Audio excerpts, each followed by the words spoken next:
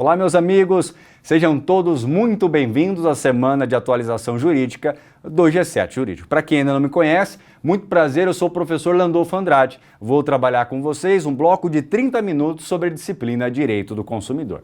E Landolfo, qual que é o recorte que você vai fazer? Aquilo que de mais importante, as principais novidades sobre direito do consumidor do segundo semestre do ano de 2020, tá? Esse é o nosso escopo aqui nessa semana de atualização. Já adianto que nesse segundo semestre de 2020, para a sorte dos concurseiros e também nossa, professor, não houve nenhuma grande novidade no plano normativo. Então vou trabalhar com vocês basicamente a atualização jurisprudencial da disciplina Direito do Consumidor.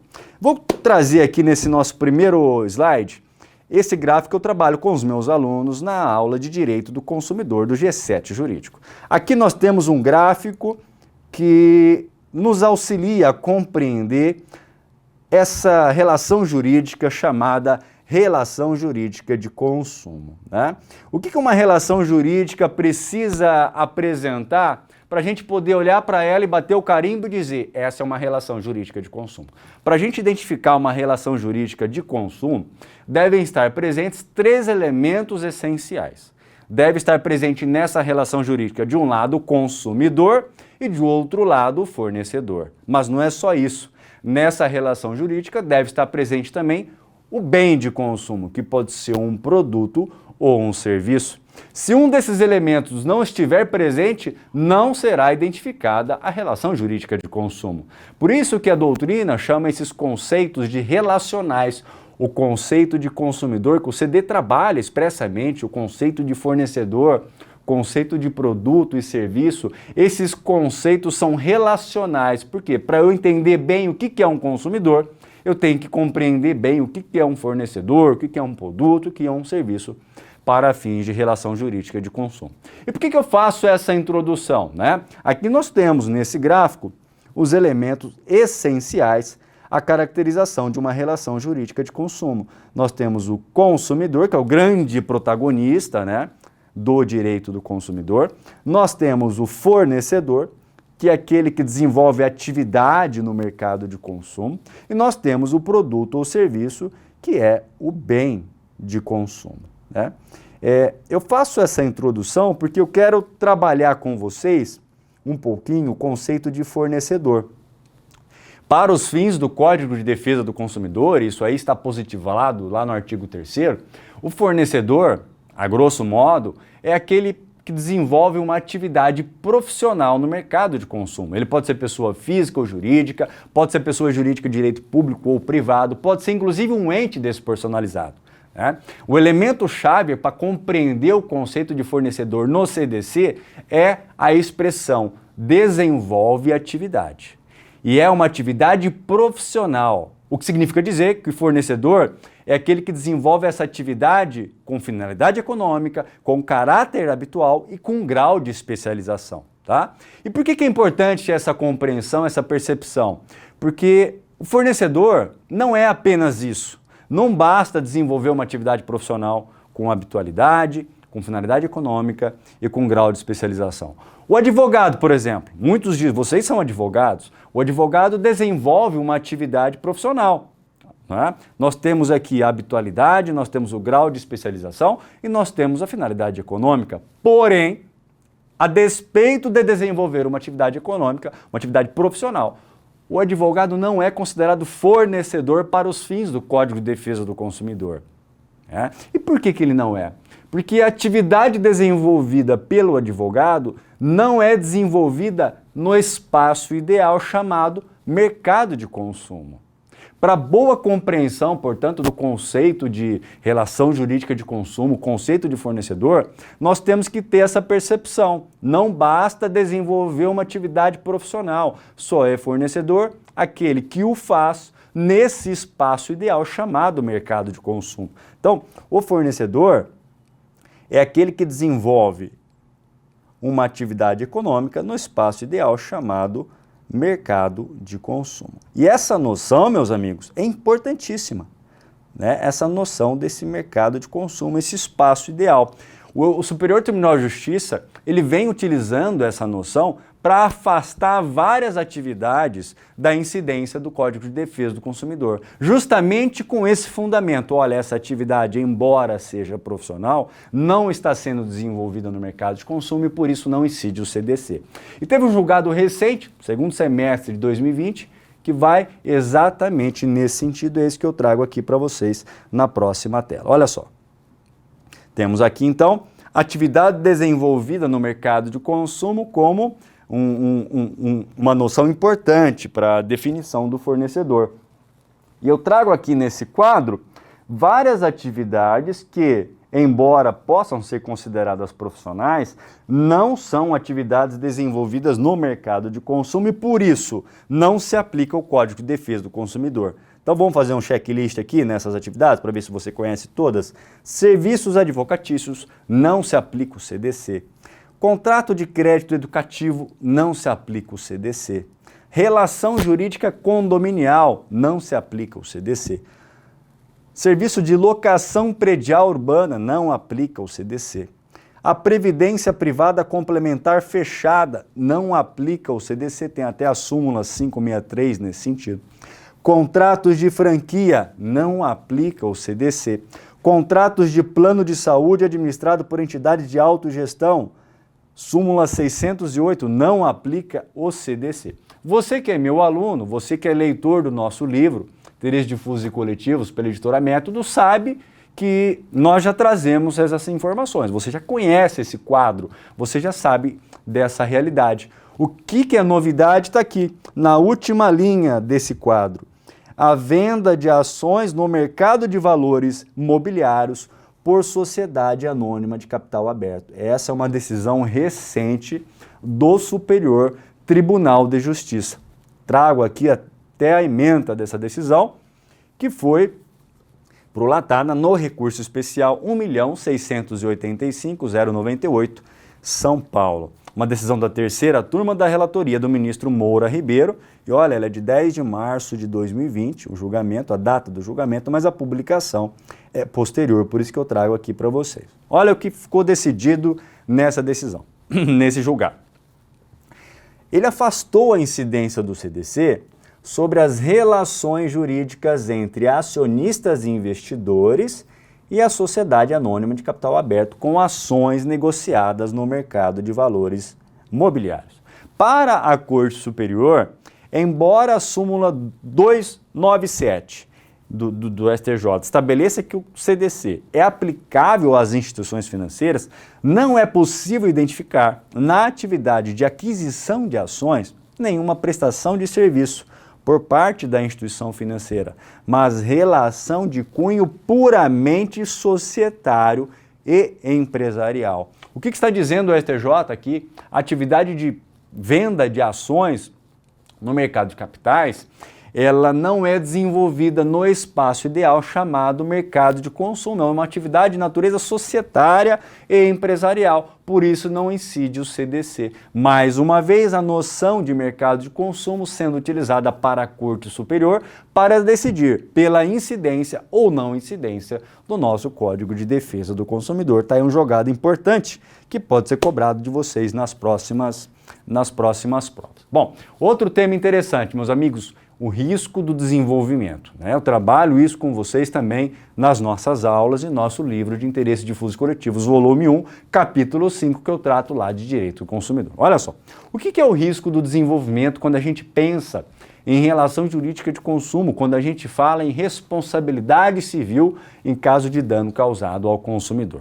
A definição de risco de desenvolvimento é a seguinte: é aquele que não era conhecido por parte do fornecedor no momento em que ele colocou um bem de consumo no mercado de consumo. A época em que o bem foi lançado, o risco que ele representa a saúde, a integridade do consumidor, a integridade física, não era conhecido por parte do fornecedor, tá? Então, tá aqui a noção, e ele não podia ser conhecido nem do ponto de vista da ciência. Olha só, é aquele risco que não pode ser cientificamente conhecido ao momento do lançamento do produto no mercado, vindo a ser descoberto somente após um certo tempo de uso do produto e do serviço. Então, o estado da ciência, na data do lançamento do bem de consumo, não permitia a detecção do vício, do defeito, que coloca em risco a integridade físico-psíquica, a vida do consumidor, né? Então, dá um exemplo, Landolfo. Um determinado laboratório, ele fabrica um medicamento que tem por objetivo, primeiro, controlar a queda de cabelo no homem. Então, os homens estão recebendo prescrições médicas para controlar a queda de cabelo mediante o uso desse medicamento.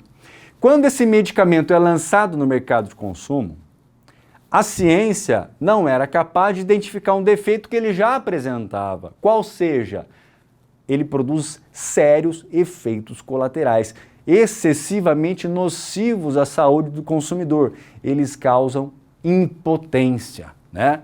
O nosso técnico aqui do estúdio, Abner, uma vez confidenciou para mim, inclusive com lágrimas no rosto, que estava sofrendo desse mal. Pô, professor, eu fui cuidar de um problema, queda de cabelo, e tive um outro problema de impotência. É uma situação terrível, né? E esse é um caso de risco do desenvolvimento, porque quando o laboratório que fabricou esse medicamento colocou ele no mercado, o estado da ciência não permitia, não possibilitava ao fornecedor a identificação desse defeito, dessa potencialidade danosa à saúde do consumidor. Apenas com o desenvolvimento da ciência que, posteriormente, a colocação desse produto no mercado de consumo, foi possível identificar a existência desse defeito, né, que coloca em risco a saúde do consumidor. E aí a questão que se coloca é a seguinte: nesses casos de risco do desenvolvimento, o fornecedor pode ser responsabilizado por esses danos causados à saúde do consumidor? Sobre o ombro de quem deve recair o risco do desenvolvimento? Bom, nós temos dois entendimentos em doutrina, inclusive eu cito isso na nossa, né? Por uma primeira posição, o fornecedor não pode ser responsabilizado por esses danos, né?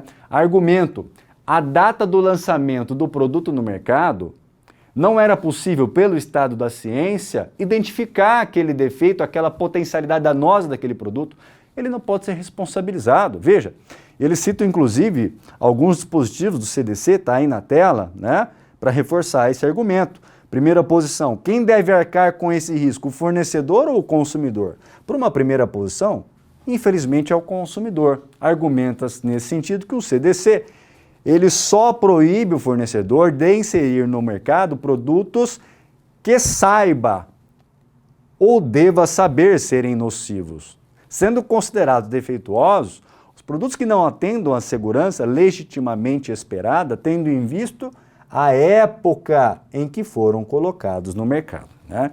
Artigo 10, combinado com o artigo 12, parágrafo 1º, incisos 2º, 3º e artigo 14, parágrafo 1º, inciso 3º. Então, olha, se a época em que foi colocado no mercado não era possível ao fornecedor identificar pelo estado da ciência a existência desse defeito, ele não pode ser responsabilizado, porque o próprio CDC prevê que o defeito deve ser avaliado no momento em que ele é colocado no mercado de consumo, né? Se o fornecedor sabia ou devia saber da existência do defeito, ele pode ser responsabilizado. Mas, ora, se pelo estado da ciência não era possível saber, ele não pode ser responsabilizado. Então, inclusive, há uma razoabilidade nessa argumentação. Porém, por uma segunda posição, e a posição majoritária em doutrina, inclusive é a posição que eu perfilho, esse risco do desenvolvimento deve recair sobre os ombros do fornecedor e não do consumidor vulnerável. Veja, quando a gente estuda defeito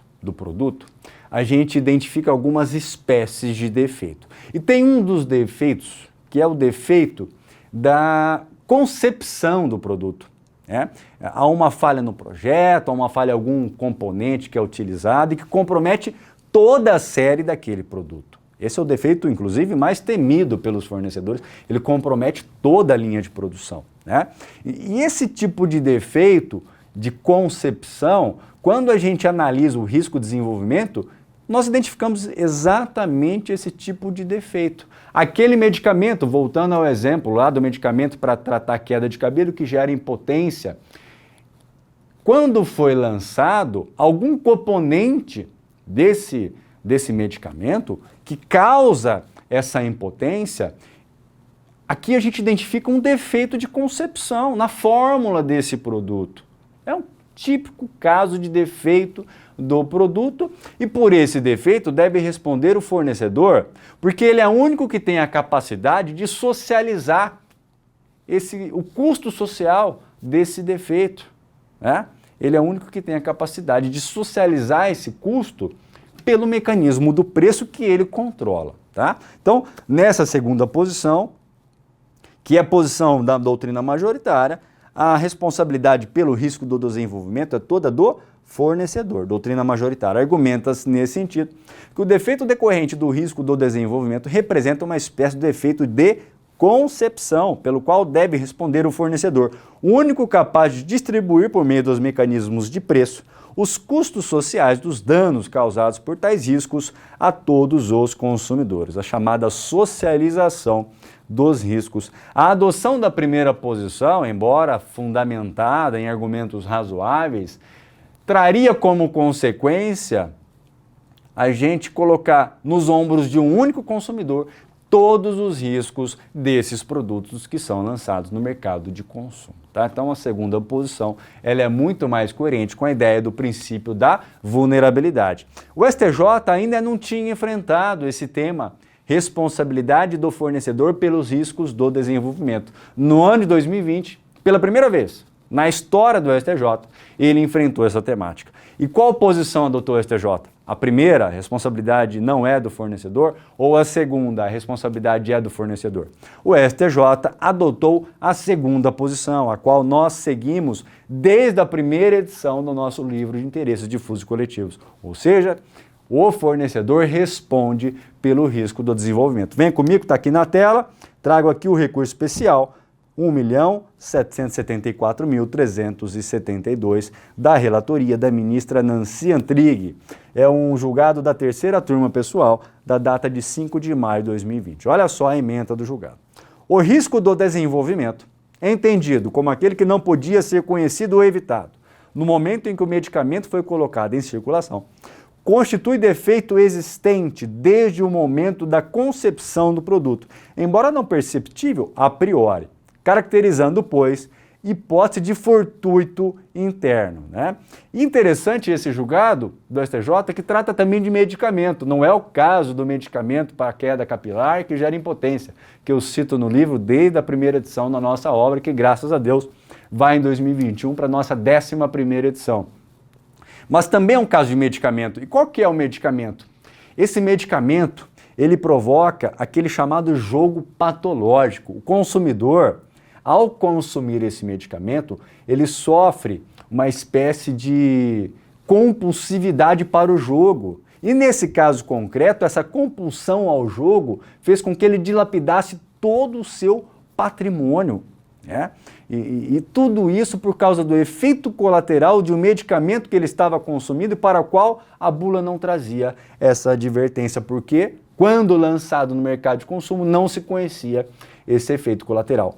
Típico caso de risco do desenvolvimento em que o STJ se colocou do lado do consumidor dizendo, responde o fornecedor por esse risco. É o caso do medicamento que provocou o chamado jogo patológico, tá? Depois vocês questionam o professor Gianluca, que já sofreu desse problema do jogo patológico, e ele quis colocar essa culpa na conta da bebida, mas a gente sabe que o que causa o jogo patológico é esse medicamento, não é bebida. Depois vocês perguntam aí pro Gianluca inbox, é um tema delicado para ele, uma questão pessoal. Depois vocês perguntam para ele essa experiência que ele enfrentou, mas que ele conseguiu superar. Muito bem, prosseguindo aí, vamos falar de mais um julgado importante aí no segundo semestre de 2020 do Superior Tribunal de Justiça, dessa vez envolvendo o seguinte tema: responsabilidade das concessionárias nos casos de assédio sexual praticados no interior de veículos de transporte coletivo de passageiros. Olha só que tema interessante. Infelizmente, recorrente aí no dia a dia das nossas grandes cidades, né? Esse assédio sexual praticado de forma abjeta por esses tarados que usam serviços de transporte coletivo. crime, eles devem ser presos, devem ser trancafiados. Mas o que nós temos que discutir é sob o ponto de vista consumerista, né? Um assédio sexual praticado no interior de um ônibus, no interior de um metrô, a concessionária, a empresa que faz esse transporte coletivo, ela pode ser responsabilizada por esse assédio? Qual que é a lógica aqui? Veja só. Quando a gente estuda acidente de consumo, responsabilidade pelo fato do serviço, nós percebemos que para que um fornecedor seja responsabilizado por um fato do serviço, a gente tem que chegar à conclusão de que aquele serviço é defeituoso. Aquele serviço apresenta uma potencialidade danosa decorrente desse defeito e que surpreende o consumidor, ofendendo a sua integridade física, psíquica ou mesmo econômica, mas esse defeito compromete a segurança do serviço que é oferecido no mercado por esse fornecedor. Então, quando a gente pensa em serviço de transporte coletivo, a gente lembra de vários casos envolvendo acidente de consumo. Então imagina que a pessoa está no interior do ônibus e um maluco arremessa um tijolo de fora do ônibus, um pedestre arremessa um tijolo e acerta um passageiro. Aqui a gente tem um acidente de consumo. A concessionária do transporte coletivo, a empresa que faz esse transporte coletivo, pode ser responsabilizada por esse dano sofrido por esse passageiro que estava usando o serviço, né? Jurisprudência do STJ não pode. Por quê? Aqui nós temos a prestação do serviço, nós temos então a conduta da concessionária. Nós temos o dano, o consumidor suportou um dano por ocasião da prestação do serviço. Nós temos defeito, houve falha na segurança desse serviço? Não temos defeito. Né? Não, é absolutamente estranho a atividade de transporte coletivo, a preocupação com a segurança de danos causados por um maluco que joga um tijolo, desfere um tiro. Jurisprudência pacífica do STJ. Aqui nós temos um caso de fortuito externo, culpa exclusiva de terceiro. É um fato inevitável, né? E que é estranho à atividade empresarial, é estranho ao serviço prestado por essa empresa de transporte coletivo. Agora, se o consumidor sofreu um dano durante esse transporte, porque o pneu estava careca, porque o motorista dormiu aqui, nós temos já um fortuito interno. Descumprimento de regras de segurança diretamente relacionadas, que guardam conexão com a atividade empresarial, né? Com o serviço prestado por essa empresa. Tá? Feita essa introdução, aí eu vou colocar para você a pergunta. Assédio sexual no interior de um metrô. Está lá a mulher no interior do metrô, chegou um tarado e começou a passar a mão nos seios dessa mulher, no interior do vagão do metrô da capital de São Paulo. O metrô, a concessionária, pode ser responsabilizada por esse assédio sexual? Esse tema dividia a jurisprudência do STJ. Está aqui na tela. A quarta turma do STJ vinha dizendo que não. Tá? Para o STJ, para a quarta turma, não há responsabilidade da empresa de transporte coletivo, pois o evento é considerado um fortuito externo. Não guarda conexão com a atividade por ela desenvolvida. Ele é estranho à atividade empresarial. Tá? Já a terceira turma vinha decidindo que sim, a ocorrência do assédio sexual guarda conexidade com os serviços prestados pela empresa de transporte coletivo de passageiros, caracterizando assim uma espécie de fortuito interno que não afasta a responsabilidade da fornecedora. Essa noção é importante, você que é aluno nosso ou leitor nosso conhece. Né? Em acidente de consumo, o caso fortuito pode sim excluir a responsabilidade do fornecedor. E o que é o caso fortuito? É aquele evento inevitável. É impossível evitar. Ele pode ser até previsível, mas ele é inevitável. Se ele é inevitável, se ele não guarda conexão com a atividade do fornecedor, ele exclui a responsabilidade do fornecedor, porque ele exclui o nexo causal entre a conduta do fornecedor e o dano suportado pelo consumidor. Veja, quando a gente fala que no acidente de consumo a responsabilidade em regra é objetiva, isso não significa dizer que o consumidor não tem que produzir nenhuma prova.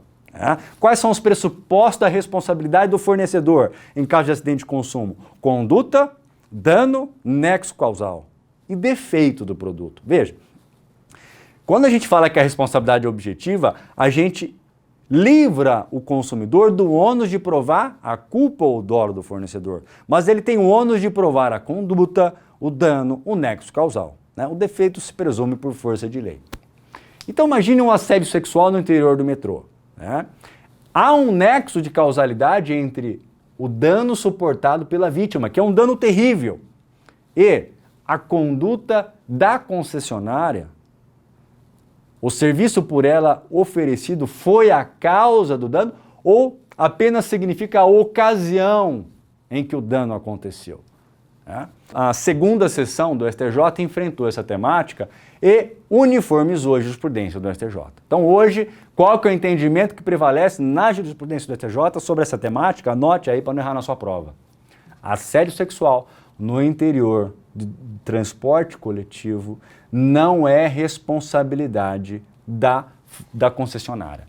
Ela não pode ser responsabilizada. Nesse caso, nós temos um fortuito externo, ou ainda a culpa exclusiva de terceiro. Né? O assediador, ele não tem nenhuma relação com a concessionária. A atividade do assediador não guarda nenhuma conexão com a atividade empresarial de transporte coletivo. Veja, não há nexo de causalidade. O transporte coletivo não foi a causa do dano, mas sim a ocasião tão somente. Né? Então, a gente precisa ter muito cuidado e eu concordo com essa decisão da segunda sessão do STJ. Eu concordo. Né? Dizer que a concessionária responde, aqui a gente vai estar criando um problema. Porque, veja, a situação é exatamente a mesma. O maluco do exterior, de fora do ônibus, arremessa uma pedra e atinge o consumidor. A concessionária não responde fortuito externo. Um maluco no interior do metrô, ele pratica assédio sexual contra uma passageira. Nós temos aqui também um fortuito externo. Veja, esse comportamento não tem como ser evitado, ele é inevitável para a concessionária. Por mais que ela adote todas as medidas de segurança possíveis, é impossível evitar. Se ele é inevitável, estamos diante de um caso fortuito. Pela própria definição do Código Civil, é um caso fortuito, é uma força maior. Aí a questão que se coloca é, esse caso fortuito guarda ou não conexão com a atividade de transporte coletivo? Na minha visão, não guarda. Não guarda nenhuma conexão, por isso é fortuito externo, consequentemente exclui a responsabilidade da concessionária. Por isso que eu entendo como correta essa decisão da segunda sessão do STJ, que está aí na tela, uniformizou o entendimento na matéria. Olha só. Afastou por maioria de votos a responsabilidade da empresa transportadora sob o fundamento de que o assédio sexual no interior de veículos de transporte de passageiros é considerado um fortuito externo, estranho, portanto, à atividade empresarial. Mas olha só como foi uma decisão apertada, 5 votos a 4. 5 votos a 4. Meus amigos, na minha opinião, o assediador tem que ser preso e tem que ficar muitos anos atrás das grades. Né? O nosso sistema penal é extremamente leniente. Quem diz o contrário, ou é mal informado ou é mal intencionado. Aqui no Brasil, o nosso sistema punitivo é leniente com o criminoso. A realidade é essa. Essa é a realidade, infelizmente. Né? Agora, o fato de a lei penal não punir como deveria, no âmbito criminal, um assediador, não nos autoriza a querer responsabilizar a concessionária por esse fato, que é abjeto, é deplorável, deve ser punido com rigor. Mas, a meu ver, sob o prisma técnico-científico, não pode ser colocado na conta da concessionária. A prestação do serviço é a ocasião, mas não é a causa desse dano suportado, que é um dano terrível, mas não guarda conexão com a atividade empresarial. Bom, prosseguindo, mais uma decisão interessante na jurisprudência do STJ está relacionada ao Instituto da Repetição do Indébito. Olha, o artigo 42, parágrafo único do Código de Defesa do Consumidor consagra um direito importante do consumidor, que é o direito à repetição do indébito. Quando cobrado de maneira indevida, pode o consumidor, após pagar indevidamente aqui essa cobrança, ele pode pedir que o fornecedor seja condenado a a repetir o que ele pagou pelo dobro. Então, tá lá, você é cliente da Claro, recebe lá todo mês o seu boleto para pagar a sua conta, né, do seu celular com a Claro, conta de telefonia móvel. Determinado mês vem lá uma cobrança de R$100 a mais por um serviço que você não contratou, cobrança indevida. Você, consumidor, terá o direito à repetição do indébito pelo dobro. Então tá aí na tela, esse é o direito consagrado no artigo 42, parágrafo único do CDC. O consumidor cobrado em quantia indevida tem direito à repetição do indébito por valor igual ao dobro do que pagou em excesso, acrescido de correção monetária e juros, salvo hipótese de engano justificável. Então, quais são os pressupostos, meus amigos, da repetição do indébito? Quando que o consumidor, por outras palavras, terá direito a essa repetição do indébito pelo dobro? Primeiro pressuposto, a cobrança deve ser relacionada a uma dívida de consumo, porque se for dívida civil, incide o Código Civil. Então tem que ser uma relação jurídica de consumo. Segundo pressuposto, pagamento em excesso, tá? Só há o direito à repetição do indébito quando o consumidor paga o que foi cobrado dele indevidamente. Se ele não pagou, não incide o 42, parágrafo único. Pressupõe o pagamento, tá? Terceiro requisito, aí é uma questão que a gente vai analisar, esse é o julgado que eu quero trabalhar com vocês. Exige-se dolo ou culpa? Ou seja, para que o consumidor tenha o direito à repetição do indébito pelo dobro, ele precisa provar que o fornecedor fez essa cobrança indevida dolosamente ou ao menos culposamente. Esse é um tema que sempre dividiu a jurisprudência do Superior Tribunal de Justiça. Está aí na tela, né? Para a primeira sessão do STJ, tanto o dolo como a culpa bastam para o consumidor ter o direito à repetição do indébito pelo dobro. Por outras palavras, para a primeira sessão, ainda que a cobrança indevida tenha decorrido de culpa do fornecedor e não de dolo, o consumidor terá direito à repetição do indébito pelo dobro. Esse é o entendimento pacífico na jurisprudência da primeira sessão do STJ, que julga casos de prestação de serviço público, basicamente, que são objeto de relação de consumo.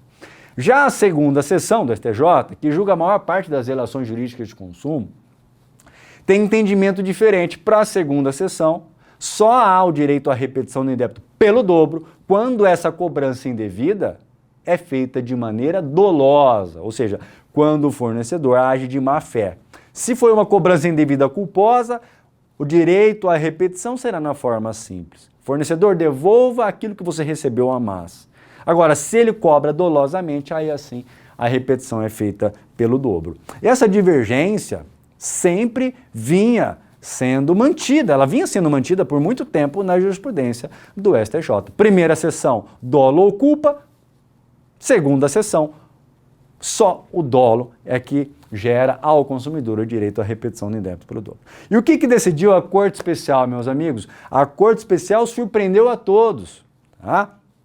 Ela adotou um entendimento que é diferente do entendimento da primeira sessão e diferente da segunda sessão. Porque, veja, para a primeira sessão, a responsabilidade do fornecedor em caso de cobrança indevida continuava sendo subjetiva, porque o consumidor precisa provar ou o dolo ou a culpa do fornecedor. Já para a segunda sessão, a responsabilidade também era subjetiva, só que o consumidor tinha um ônus probatório maior. Só tem direito à repetição do indébito se provar o dolo. O que decidiu a Corte Especial? Não precisa provar dolo, não precisa provar culpa, a responsabilidade aqui é objetiva. Basta provar que a cobrança ofendeu a boa-fé. Objetivo. Olha só, uma decisão inovadora, com certeza será cobrada nos próximos concursos públicos. Está aí na tela. Corte Especial, julgamento da relatoria do ministro Og Fernandes, que resumidamente traz a seguinte tese: a restituição em dobro do indébito, prevista no parágrafo único do 42, independe da natureza do elemento volitivo do fornecedor que cobrou o valor indevido, revelando-se cabível quando a cobrança indevida consubstanciar uma conduta contrária à boa-fé objetiva. Veja, O que decidiu o STJ, a Corte Especial, no dia 21 de outubro de 2020? Nós não vamos perquirir dolo ou culpa, não precisa avaliar o comportamento do fornecedor sob o ponto de vista do dolo ou da culpa. Nós não vamos perquirir elemento subjetivo. A responsabilidade é objetiva. Quando a cobrança ela não for feita dentro do padrão de correção esperado do fornecedor, ou seja, quando ela ofende a boa-fé objetiva, basta para que eles tenham que repetir essa cobrança pelo dobro, tá bom? É uma decisão inovadora que é mais favorável ao consumidor ainda do que a tese defendida pela primeira seção, que se contentava com a culpa. E é uma decisão aí que com certeza será cobrada nos próximos certames. Meus amigos, aí só para finalizar, eu quero trazer aqui um outro recurso especial. Na verdade, nesse mesmo recurso especial, anote aí, nesse mesmo julgado em que a Corte Especial decidiu que a responsabilidade em caso de repetição do indébito pelo dobro é objetiva, basta provar que houve ofensa à boa-fé objetiva, não preciso provar dolo ou culpa. Nesse mesmo julgado foi fixada a seguinte tese, está aí na tela. A repetição do indébito, que vai ser feita pelo dobro, desses indevida de valores referentes a serviços não contratados, promovida por empresa de telefonia, deve seguir a norma geral do lapso prescricional, ou seja, 10 anos. A exemplo do que foi decidido e simulado na súmula 412, no que diz respeito ao lapso prescricional para a repetição de medidas de tarifas de água e esgoto. Olha só que interessante, tá? O consumidor não apenas tem o direito à repetição do indébito pelo dobro, como o exercício dessa pretensão em juízo está sujeito ao prazo prescricional decenal do artigo 205 do Código Civil. E por que foi tomada essa decisão? Porque está consolidado na jurisprudência do STJ o seguinte entendimento, anote aí, isso é importante, tá? Isso vale para as relações civis e para as relações jurídicas de consumo. Tá? Quando uma determinada pretensão reparatória, para ela não há um prazo específico na legislação, olha, para o exercício da pretensão reparatória de repetição do indébito, o CDC não fala qual que é o prazo prescricional. Para o exercício da pretensão reparatória em caso de inadimplemento absoluto do contrato, o CDC não traz o prazo prescricional. Então anote aí essa dica. Tá? Quando houver uma lacuna, seja no Código Civil, seja no CDC, a respeito de prazo prescricional para o exercício de pretensão reparatória, nós vamos adotar a seguinte sistemática. Se nós estamos falando de um ilícito contratual, se o dano decorre de uma relação contratual, o prazo prescricional será de 10 anos nos termos do artigo 205 do Código Civil, tá? Então, se há relação contratual, se é um ilícito contratual, o prazo prescricional é de 10 anos. Por outro lado, se é um ilícito extracontratual, se a gente está falando de responsabilidade civil aquiliana, no caso da relação jurídica de consumo, imagine, por exemplo, uma anotação indevida no serviço de proteção ao crédito, que não tem relação contratual entre o Serasa e o consumidor. Então, por não ser um dano decorrente de relação contratual, mas sim extracontratual, o prazo prescricional nessas hipóteses de ilícito extracontratual é de 3 anos, está aí na tela, nos termos do artigo 206, parágrafo 3º, inciso 5º do Código Civil, tá? Então, para outras pretensões reparatórias para as quais o CDC ou o Código Civil não trazam um prazo prescricional específico, essa é a sistemática. Se a controvérsia estiver relacionada à responsabilidade contratual, a regra geral é que o prazo prescricional vai ser de 10 anos, tá? Nos termos do artigo 205 do Código Civil. E aqui eu dou exemplo, né? Cobrança indevida de tarifa de serviço público ou mensalidade escolar, perdas e danos decorrentes do inadimplemento absoluto do contrato, reembolso de despesas médico-hospitalares que não foram adimplidas pela operadora, o prazo é de 10 anos, porque não há outro prazo previsto em lei. Agora, se a controvérsia envolver responsabilidade extracontratual, exemplo, negativação indevida, aí o prazo prescricional será de 3 anos, previsto no artigo 206, parágrafo 3º, inciso 5º do Código Civil. Tá bom? Meus amigos, essas eram as novidades que eu queria trazer para vocês, espero que vocês tenham gostado. Para você que ainda não é nosso aluno, fica aí a dica, o ano está começando, se matricula num dos nossos cursos e vamos trabalhar juntos no ano de 2021 a sua preparação para o seu sucesso nas carreiras jurídicas. E aqui uma dica, hein? Nesse ano 2021 especial, eu passo a coordenar um curso novo aqui no G7 Jurídico. Nós vamos trabalhar com você que almeja o Ministério Público Estadual a segunda fase do Ministério Público Estadual, de todos os Ministérios Públicos Estaduais, do Ministério Público do Distrito Federal. Um curso desenvolvido e pensado para você que quer se preparar para a segunda fase, tá? Eu tenho aqui no meu perfil do Instagram, meus amigos, e também no meu perfil no YouTube, né, no meu canal do YouTube, um vídeo, uma live que eu fiz com o professor Alexandre Gianluca. Nessa live eu dou as dicas, eu explico como é que vai funcionar esse curso preparatório para a segunda fase dos Ministérios Públicos Estaduais. Treinamento de peça prática, tanto na área de difusos, quanto na área criminal, quanto na área civil. Todas as peças mais importantes serão treinadas nessas aulas. E também darei dicas importantes sobre método de estudos, cronograma de estudos para a segunda fase, como responder questões discursivas e como elaborar uma dissertação numa segunda fase. Curso riquíssimo, fica a dica aí para você que ainda não conhece, dá uma olhada lá nessa live, se informa, quem sabe você também não estará junto com a gente nesse curso no ano 2021. Meus amigos, desejo um ano de 2021 ótimo para todos vocês, com muita saúde, muita felicidade e muitas realizações. Obrigado pela companhia.